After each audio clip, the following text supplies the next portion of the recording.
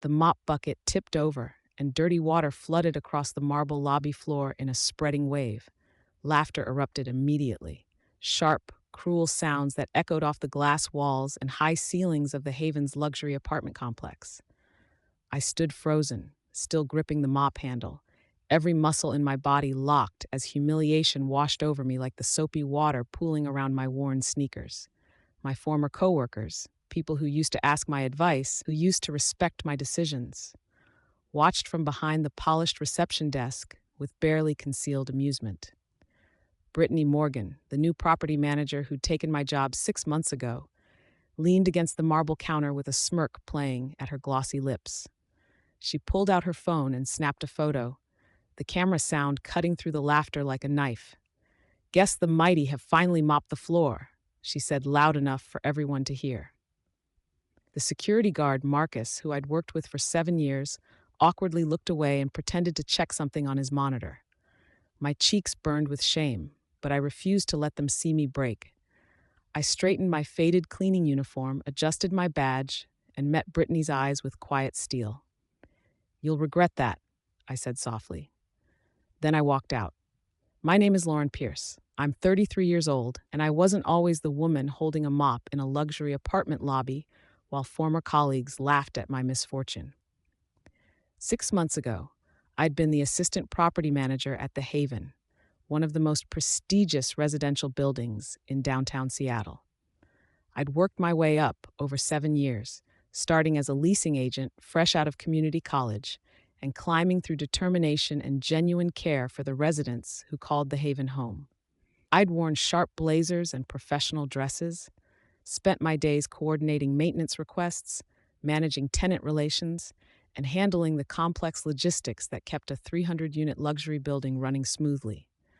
Residents had greeted me by name in the hallways, bringing me coffee and asking about my weekend. The owner, Mr. Castellano, had told me during my last performance review that I was next in line for a full property manager promotion when the current manager retired in 18 months. I'd been building toward that future carefully, taking night classes in business management and saving money for the professional wardrobe the position would require. Then, new ownership had taken over, and everything I'd built had collapsed in a single afternoon meeting. The announcement had come on a Tuesday morning in March.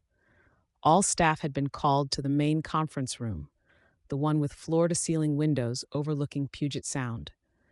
I'd walked in expecting the usual quarterly update about occupancy rates and maintenance budgets. Instead, I'd found 3 people I'd never seen before sitting at the head of the table.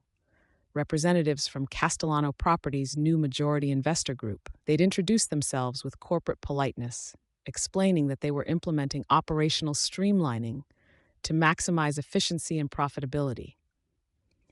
The words had sounded rehearsed, meaningless. Then they'd introduced Brittany Morgan, 27 years old, recently graduated from business school, and apparently very friendly with the owner's sons from their golf club connections. She'd stood at the front of the room in an expensive cream suit, her confidence the kind that came from never having struggled for anything. "I'm excited to bring fresh energy and modern management strategies to the Haven," she'd announced with a bright smile. Then came the layoffs. Half the management team was being let go immediately, replaced by Brittany's hand-picked associates from her previous company. My name had been on the termination list. 7 years of service, excellent performance reviews, resident testimonials, none of it had mattered. "It's just business," Brittany had said afterward, her sympathy sounding practiced and hollow. The unemployment checks had run out after 3 months. I'd applied to dozens of property management positions across the city, but the market was saturated, and my termination from the Haven had raised questions I couldn't answer honestly without sounding bitter. Meanwhile, my savings had dwindled as rent, utilities, and student loan payments consumed everything. I'd been 2 weeks from eviction from my own small apartment when I'd seen the job posting on the Haven's website. They needed overnight janitorial staff. The same building where I'd once managed operations was now offering me minimum wage to clean the offices and common areas I used to oversee. Pride had warred with desperation for about 30 seconds before reality won. bills didn't stop for pride. My cat, Oliver, needed food. My landlord needed rent. I'd needed income more than I'd needed dignity. So I'd applied using a different email address, hoping no one would recognize my name in the stack of applications. 2 days later, I'd received an automated acceptance email. My start date was the following Monday. I would work midnight to 8 a.m., cleaning the spaces where I'd once made decisions that affected hundreds of residents. The irony was suffocating, but the paycheck was necessary. I'd taken the job. My first night shift had felt surreal. The building I'd known during busy daylight hours was transformed after midnight, quiet except for the hum of fluorescent lights and the distant sound of HVAC systems. I'd pushed my cleaning cart through familiar hallways, past the leasing office where I'd signed dozens of new tenant agreements, past the conference room where I'd once led staff meetings. My old desk in the administrative suite was occupied now by one of Brittany's friends from her previous company, a woman named Simone who'd never worked in property management before. A framed photo sat prominently on the desk. Brittany and Mr. Castellano's younger son, both laughing at what was probably a charity golf tournament. I'd stood there for a long moment, dust cloth in hand, forcing myself not to cry. This was my reality now. I was cleaning the desk where I'd once planned building improvements and solved complex resident disputes. I was emptying trash cans in offices where people younger and less experienced than me now made decisions about the property I'd helped build. But I'd needed this job, so I'd swallowed my emotions and started cleaning methodically, losing myself in the physical work until my shift ended at dawn. The new hierarchy became painfully clear during my second week.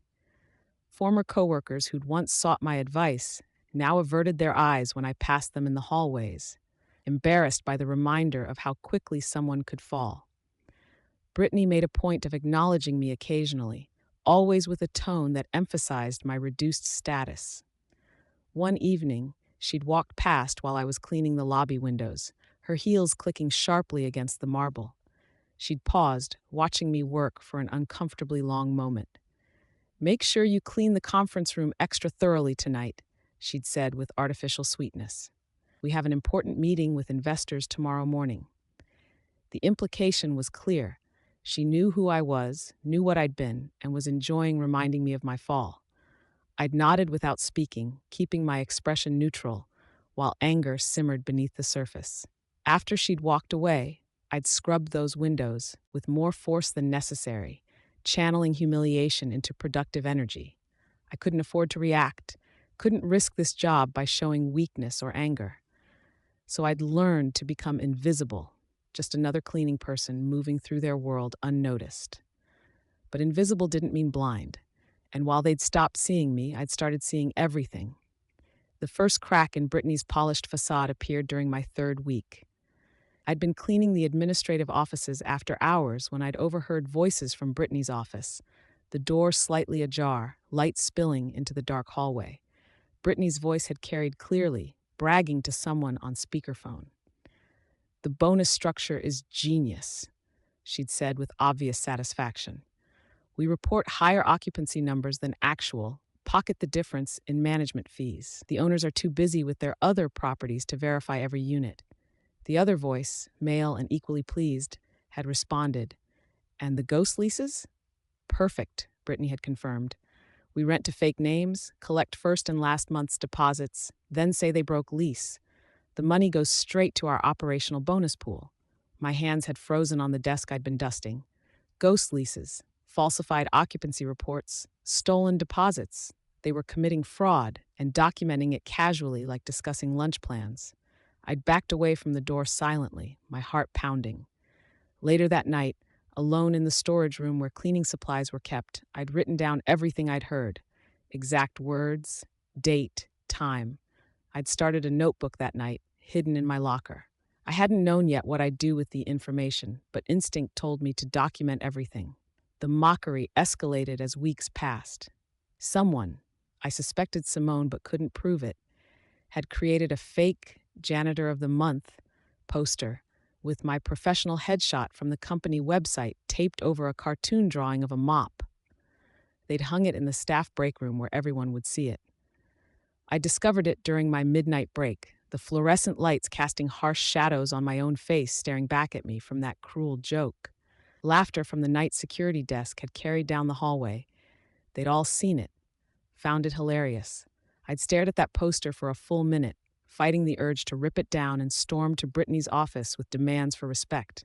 Instead, I'd carefully removed it, folded it precisely, and placed it in my locker along with the growing notebook of observations. No reaction, no outburst, no satisfaction for whoever had created it. But I'd kept my eyes open, watching, recording, understanding more about their operation than they realized. They thought I was broken, humiliated into irrelevance. They were wrong. I was angry, motivated, and increasingly aware of exactly how their fraud worked. Every joke, every dismissive comment, every casual cruelty was sharpening my focus and my determination. My old administrative skills became weapons I used quietly.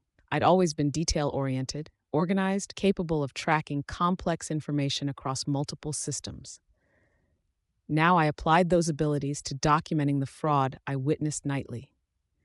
The notebook in my locker grew thicker with evidence, dates of falsified lease agreements, names of ghost tenants whose applications I found in the trash, screenshots of financial reports that I photographed when offices were empty. I learned Brittany's patterns, understanding when she worked late and what files she accessed. I discovered that she regularly deleted emails but never cleared her trash folder, leaving a perfect archive of incriminating communications. I found invoices for maintenance work that was never completed, charges to residents for amenities that didn't exist, security deposits that disappeared without proper documentation. Each piece of evidence was dated, cross-referenced, and stored both in my physical notebook and on a private cloud drive I accessed from my personal phone. I wasn't sure yet what I'd do with this information. Part of me wanted immediate revenge, wanted to expose them and watch their operation collapse. But a smarter part, the part that had built a successful career through patience and strategy, told me to wait, to build an ironclad case before taking any action. The situation with Mrs. Dyer changed everything. She was 74 years old, a widow who'd lived at the Haven for 12 years, always paying rent on time and participating in community events. I'd helped her arrange her initial lease years ago when I'd been a new leasing agent. One evening during my shift, I'd found her in the lobby looking distressed, a paper clutched in her shaking hands. "They're charging me $900 for repairs I never authorized," she'd said, her voice trembling. "Carpet replacement, paint, fixture updates, none of it happened. My unit looks exactly the same."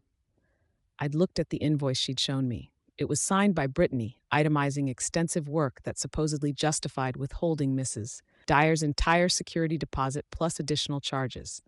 But I'd been in Mrs. Dyer's unit just last month, cleaning the hallways on her floor. Her carpet had been original, her paint unchanged. The invoice was completely fabricated. "Let me help you," I'd said, pulling out my phone to photograph the document. Later, cross-referencing my own records, I'd confirmed that the work had never been scheduled. The contractors listed didn't exist, and the charges were pure invention designed to steal Mrs. Dyer's deposit. It was evidence of fraud affecting actual residents, not just corporate accounting tricks. That's when I decided this had to stop. Brittany noticed my conversation with Mrs. Dyer. The next evening, she'd cornered me in the maintenance supply room, her expression no longer mockingly pleasant, but openly hostile. "I saw you talking to Mrs. Dyer last night," she'd said, blocking the doorway. About her charges. I'd kept my voice neutral. She was upset. I listened. Brittany had stepped closer, using her height to intimidate. "You're here to clean, Lauren, not to investigate, not to give advice, not to interfere with management decisions. Do you understand?" I'd nodded silently, making myself small and compliant. "Good," Brittany had continued, "because if I catch you overstepping again, you'll lose this job too. And who's going to hire a former manager working as a janitor? You'll be unemployable." She'd left me there in the supply room, her threat hanging in the air.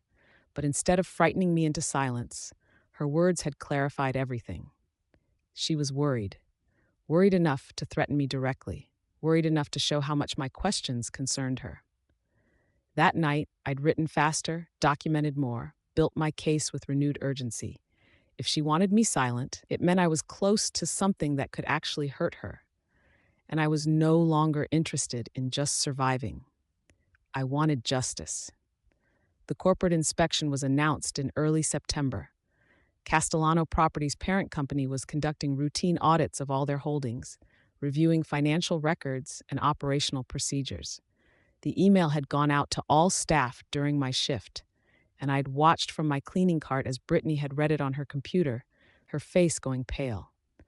The next day, I'd noticed unusual activity, shredders running constantly, filing cabinets being emptied, conversations in urgent whispers. Brittany had called an emergency management meeting, instructing her team to clean up loose paperwork and consolidate digital files. I'd understood immediately what was happening. They were destroying evidence, eliminating the paper trail of their fraud before auditors could review it. My heart had hammered with anxiety. If they successfully destroyed everything, my documentation would be dismissed as a disgruntled employee's fabrication. But they'd made one critical mistake. They'd assumed I was nobody, that the woman mopping their floors wasn't paying attention or didn't have the skills to preserve evidence. By the time they'd started their frantic document purge, I'd already uploaded everything to my secure cloud storage. Every photo, every note, every cross-referenced piece of evidence was safely backed up beyond their reach. Let them shred. Let them delete. I had copies of everything that mattered. The false accusation came 2 weeks before the corporate audit. Brittany had gathered the morning staff in the conference room, her expression serious and disappointed. I'd been called in from my shift specifically for this meeting, arriving exhausted after working all night. "We have a serious problem," Brittany had announced. "Someone has been stealing cleaning supplies. Expensive products we purchase for the building are disappearing." Her eyes had found mine across the room. "Lauren, you're responsible for inventory management in the janitorial supplies. Can you explain the discrepancies?" Every face had turned to look at me. The accusation was clear, even without direct words. I'd been too tired to hide my shock, my mouth opening to defend myself before I'd caught the small smile playing at Brittany's lips. She wanted a reaction, wanted me to lose composure publicly. "I guess you needed something to sell," Simone had added from across the table, her voice dripping with false concern. The laughter had been quieter this time, but more vicious, the kind that came from watching someone's reputation destroyed over something petty. I'd wanted to scream that I'd never stolen anything, that the real theft was happening in their falsified financial reports. Instead, I'd smiled faintly and said simply, "You'll see." The meeting had ended with me under informal investigation, my integrity questioned, my already low status further diminished. I'd gone home to my small apartment, utterly exhausted, and made a decision. That night, I'd sat at my secondhand desk with my cat Oliver purring beside me and opened my laptop. The evidence I'd compiled was comprehensive. 3 months of detailed documentation covering dozens of fraudulent transactions worth hundreds of thousands of dollars. I'd had copies of the ghost leases, photos of falsified invoices, recordings of conversations where Brittany had explicitly discussed the fraud. I'd cross-referenced everything with publicly available occupancy reports, showing clear discrepancies between what the Haven reported to investors and actual unit rentals. The case was ironclad. Anyone with basic accounting knowledge would see the pattern immediately. I'd created a compressed file of everything, organized chronologically with clear explanations. Then, I'd composed an anonymous email to Castellano Properties' corporate ethics department, the independent division responsible for investigating fraud across all their holdings. The message had been brief and professional. The attached documents reveal systematic financial fraud at the Haven Luxury Apartments. I believe immediate investigation is warranted to protect both the company and its residents. I'd sent it at 2 in the morning, routing it through a VPN to ensure it couldn't be traced back to me. Then I'd closed my laptop, picked up Oliver, and allowed myself the first genuine smile I'd felt in months. The game had begun, but they didn't know it yet. Nothing happened for 3 weeks. Life at the Haven continued as normal. Brittany strutted through the lobby with her usual confidence. Management meetings proceeded without concern, and I cleaned floors while being treated as invisible. Coworkers joked that the corporate audit had been postponed indefinitely, that any concerns had been addressed satisfactorily. Looks like karma's on vacation, I'd overheard one of the leasing agents say with a laugh. Brittany had seemed particularly pleased, hosting a happy hour for her management team to celebrate what she called another successful quarter. I'd forced myself to remain patient, trusting the process I'd initiated. Corporate investigations moved slowly, especially when dealing with complex financial fraud. They had to verify everything independently, cross-check records, interview witnesses without alerting suspects. I'd known this from my years in property management. Silence didn't mean nothing was happening. It meant careful, thorough work was proceeding out of sight, but the waiting was torture. Each night I cleaned those floors, wondering if my evidence had been taken seriously, if anyone cared enough to pursue it, if I'd risked everything for nothing. Then, finally, the letter arrived. The white envelope had been delivered by courier to the Haven's main office on a Tuesday morning. It was addressed to Property Management Confidential, and Marcus had signed for it personally before placing it in Brittany's mailbox. I'd been dusting nearby when Brittany had retrieved it, opening the envelope casually while chatting with Simone about weekend plans. I'd watched her face change as she'd read the letter, color draining from her cheeks, her casual smile freezing into something rigid. "What is it?" Simone had asked. Brittany hadn't answered immediately, reading and rereading the single page. Finally, she'd said in a tight voice, "Corporate is launching a full investigation, financial audit starting next week. They want complete records going back 18 months. The room had gone silent. Simone had paled, and the other managers had exchanged worried glances. "Did they say why?" someone had asked. Brittany had shaken her head, but her hands had trembled slightly holding that letter. "Random audit procedures," she'd lied, though we'd all known that corporate didn't launch unexpected, comprehensive audits without cause. Someone had raised red flags. They just didn't know who. I'd continued dusting, my face carefully neutral, while triumph sang through my veins. The investigation had begun. Everything I documented was now being reviewed by people with authority to act on it. All I had to do was wait and let the truth work itself out. The corporate investigators arrived without warning on a Monday morning. 3 auditors in professional suits, carrying document boxes and laptops, escorted by Mr. Castellano himself, looking grim and disappointed. They'd set up in the conference room and began pulling records, interviewing staff one by one, comparing financial reports to actual unit inspections. I'd watched the activity from my cleaning duties, noting Brittany's increasing panic as the investigation unfolded.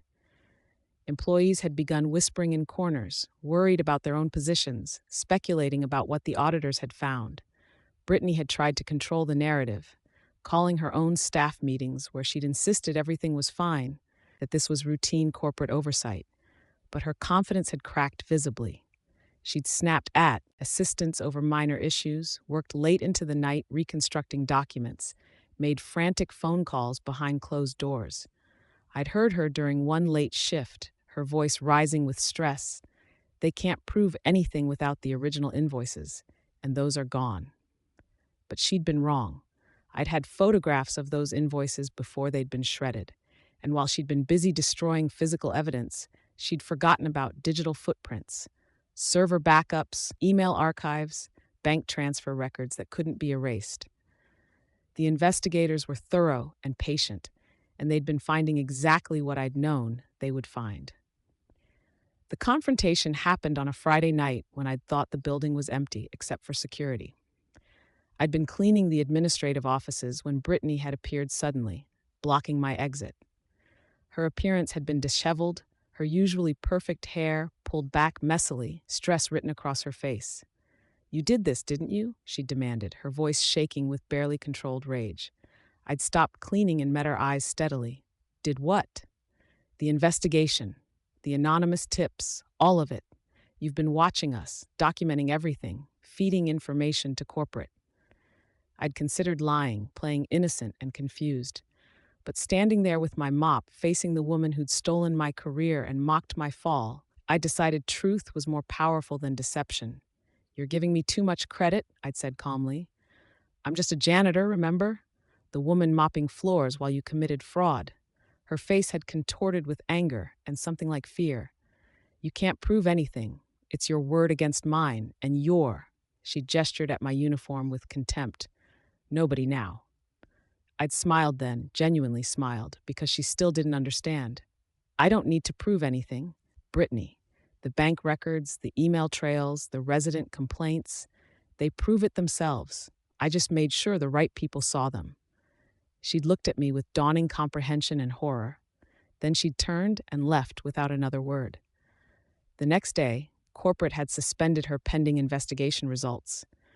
The suspension of Brittany's entire management team happened swiftly once the audit revealed the scope of fraud. Corporate had been decisive. Everyone involved was placed on immediate administrative leave while the investigation concluded. The Haven's daily operations were temporarily managed by a team sent from corporate headquarters, professional and efficient people who didn't know about the office politics or personal histories. For the first time in 6 months, I'd gone to work without the weight of humiliation. Brittany wasn't there to smirk at my uniform. Simone wasn't there to make jokes about my fall. The entire toxic environment had been temporarily neutralized, but the whispers in the hallways had taken on a different tone. Suddenly, my presence as a former manager working janitorial had become interesting rather than pathetic. People approached me carefully, asking if I knew what was happening, if I'd heard anything. Marcus, the security guard, had pulled me aside one evening. I should have said something that day with the mop bucket, he'd said quietly. I've been here long enough to know you got a raw deal. I'd nodded, accepting his apology, understanding that speaking up against management carried risks people couldn't always afford. Meanwhile, I'd received voice message on my cell phone from an unknown number, asking me to come to the downtown Castellano Properties corporate office for a meeting. They hadn't said why. I'd known anyway. My evidence had led them here, and now they wanted to talk to me directly. The corporate office was everything the Haven pretended to be. Genuine luxury rather than manufactured prestige. I'd walked into the high-rise building wearing my best interview outfit, borrowed heels that pinched my feet, and carrying my detailed notebook in a professional folder. 4 executives had been waiting in the boardroom when I'd arrived. Mr. Castellano, the CFO, the head of property operations, and the lead auditor who'd conducted the investigation. They'd asked me to sit, offered coffee that I'd accepted with shaking hands, and gotten straight to business. Miss Pierce, we've completed our preliminary investigation into the Haven's operations, the CFO had begun. Your anonymous submission provided the initial evidence that led us to examine records more closely. I'd waited, not confirming or denying my involvement. What we found is extensive systematic fraud spanning approximately 18 months, he'd continued. Falsified occupancy reports, ghost leases, fabricated maintenance invoices, and misappropriation of resident security deposits. The financial loss to the company exceeds $400,000. The lead auditor had looked at me with something like respect. Your documentation was meticulous, Miss Pierce. Every allegation was supported by evidence that we've since verified independently. Would you be willing to answer some questions about what you observed? I'd nodded and spent the next 2 hours walking them through everything I'd documented, explaining the patterns I'd noticed, the timeline of fraud development. I'd laid out my records calmly and professionally, the same skills that had made me a good property manager now proving my case.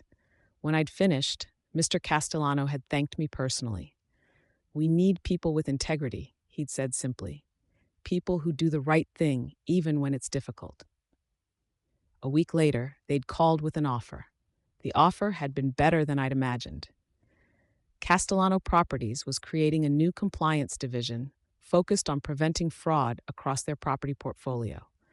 They wanted someone with operational experience, attention to detail, and proven integrity to help design and implement oversight systems. They'd offered me a position as a compliance officer with a salary 30% higher than my old assistant manager role, benefits that included education reimbursement for completing my degree, and relocation assistance if I'd wanted to work at their corporate office. I'd accepted immediately. The formal termination of Brittany's management team had been announced a week after my acceptance. Corporate had filed criminal charges against Brittany and two of her close associates for fraud, embezzlement, and theft. Simone and others had been fired but not prosecuted, deemed followers rather than instigators. The announcement had sent shockwaves through Seattle's property management community. The story had made industry publications. Major property firm discovers internal fraud, implements new compliance measures. My name hadn't been mentioned publicly, which was exactly how I'd wanted it. But inside the company, people knew. They'd known someone from within had brought the evidence that exposed everything. And rumors had circulated that the whistleblower had been a former manager who'd been wrongly terminated. 2 months after the investigation concluded, I'd received my first day's instructions for returning to the Haven, not as a janitor, but as a compliance officer, conducting final site reviews before new management took over. I'd been ready for that return. Walking back into the Haven, wearing a tailored navy suit instead of a faded cleaning uniform had been surreal. The same marble lobby gleamed under the same crystal chandelier, but everything felt different now. Marcus had been at the security desk when I'd entered, and his eyes had widened with recognition and something like pride. "Good morning, Miss Pierce," he'd said formally, standing straighter. "Welcome back." Other staff members had stared as I'd walked past. The leasing agents, the maintenance supervisor, people who'd averted their eyes when I'd been pushing a mop cart. Now I was the corporate representative conducting oversight, evaluating operations, determining who would stay and who would be let go under new management. The power dynamic had reversed completely. I'd set up in the conference room, the same space where I'd once been fired, spreading my laptop and files across the table. New management candidates had been interviewed, operational procedures reviewed, resident satisfaction surveys analyzed. I'd approached the work professionally, not seeking petty revenge, but genuine improvement. Most of the staff who'd simply looked away during my humiliation had been retained. I'd understood the impossible position of choosing between mortgage payments and moral stands. But those who'd actively participated in the toxic culture Brittany had created, they'd received different news, including Simone, who'd been terminated for conduct violations during my comprehensive review, the woman who'd created that Janitor of the Month poster, the woman who'd laughed loudest when my mop bucket had spilled. She'd been escorted out by Marcus while I'd watched from the conference room window, feeling not triumph but quiet satisfaction that actions finally had consequences. The official transition meeting happened on a Tuesday afternoon. Brittany had been called to the Haven's conference room to sign final termination papers and legal agreements. She'd arrived wearing expensive clothes that no longer projected power, her confidence completely shattered by criminal charges and industry-wide reputation damage. I'd been sitting at the conference table as the Castellano Properties representative when she'd walked in. The moment she'd seen me, she'd stopped in the doorway, her face going pale. "You can't," she'd started. "Please sit down, Miss Morgan," I'd said professionally, gesturing to the chair across from me. "We have documents that require your signature." The corporate attorney beside me had laid out the termination agreement, the non-compete clause, the legal settlement that prevented her from contesting her firing. Brittany had sat heavily, staring at the papers like she couldn't quite believe this was happening. "This is about revenge," she'd said quietly. "You couldn't handle being demoted, so you destroyed everything." I'd met her eyes steadily. "This is about fraud, about stealing from residents like Mrs. Dyer, who trusted this company, about falsifying records and breaking the law. You destroyed yourself through your own choices." She'd signed the papers with shaking hands, each signature an acknowledgement of defeat. When she'd finished, I'd slid the final document across the table, her official termination notice. "These are your termination papers," I'd said calmly. She'd looked at me one last time, and I'd seen no remorse in her expression, just anger at being caught. She'd taken the papers and left without another word. I'd sat alone in that conference room afterward, feeling the weight of 6 months finally lifting from my shoulders. I walked through the Haven's lobby one final time before my reassignment to the downtown corporate office. The marble floors gleamed, polished by someone else now. My reflection in the glass walls looked different, steady, professional, unbroken by everything that had happened here. Marcus had opened the door for me, his gesture respectful rather than dismissive. "Good to see you back where you belong, ma'am," he'd said quietly. I'd smiled at him, genuine warmth in the expression. "Thank you, Marcus, for everything." As I'd stepped into the Seattle afternoon sunshine, I'd thought about the journey from that moment when the mop bucket had spilled, when laughter had echoed off marble and glass, when I'd stood in a faded uniform, feeling my dignity stripped away. I'd thought about the nights cleaning floors while documenting fraud, about the patience required to build an ironclad case instead of seeking immediate revenge, about the quiet satisfaction of watching truth prevail. Some victories weren't loud. They didn't involve dramatic confrontations or public vindication. They came through methodical work, integrity under pressure, and the courage to do what was right, even when it cost everything. They'd laughed at my uniform. I'd smiled when I signed their termination notices. And somewhere in that journey, I'd learned something important. Dignity didn't come with a title or an office or the right clothes. It came from knowing who you were when everything else was stripped away, and choosing integrity even when it would have been easier to stay silent. I'd been knocked down to the lowest position in the building I'd once helped manage. But I'd gotten back up, not through anger or bitterness, but through patience and proof. And now, walking away from the haven toward my future, I'd felt genuinely free. They laughed at her uniform. She just signed their eviction notice.